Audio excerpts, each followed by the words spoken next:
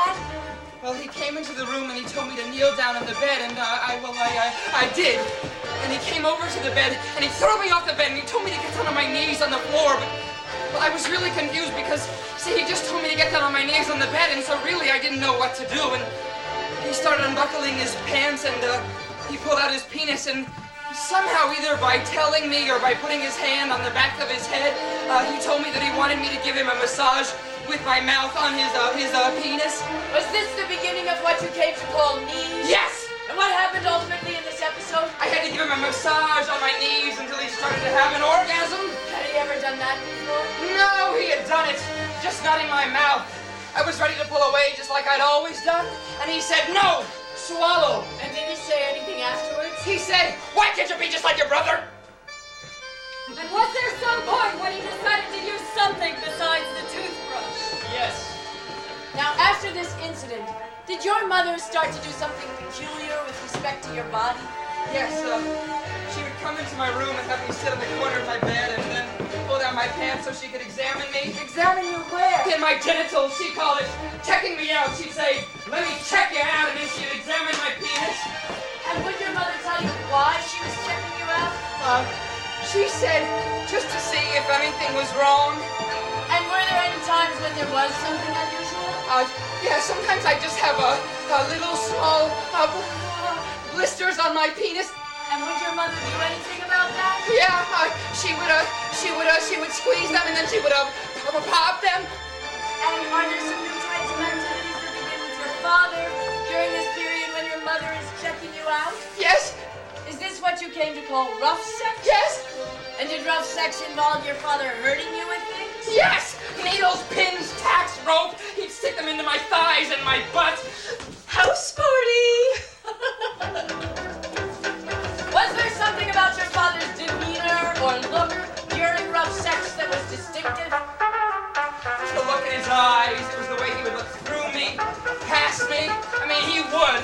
I remember this one time he stuck a tack, and it really went far into me, right? And I just twisted my head around, and it was as if he looked right through me, as if he didn't even know that I was there, or that he was there. Now, after this incident, did your idea about these times alone with your father change?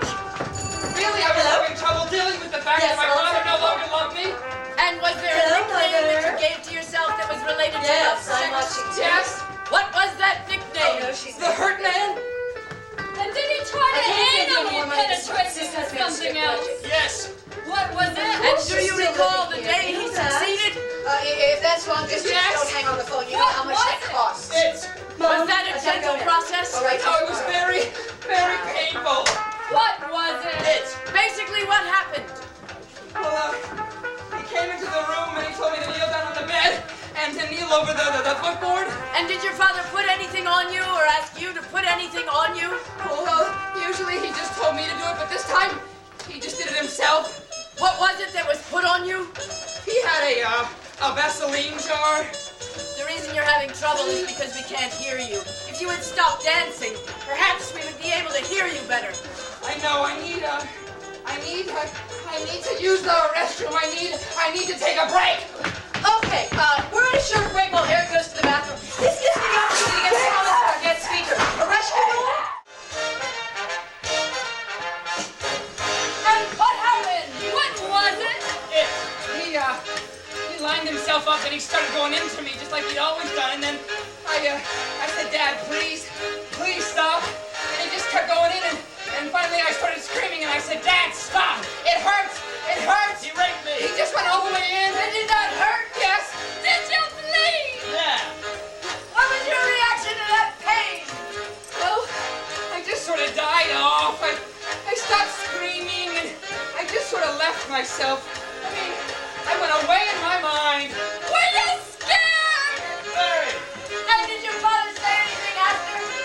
He said, next time you scream or yell, I'm gonna beat you so bad, you're never gonna be able to scream or yell again. Did you ask him not to? Yeah, How did you ask him not to? I just told him that I don't. I just told him that I didn't want to do it and that it hurt me. He said that he didn't mean to hurt me, that he loved me very much. Was that important to you that he loved you? Yes, very, but I still didn't want to do it. And did you ever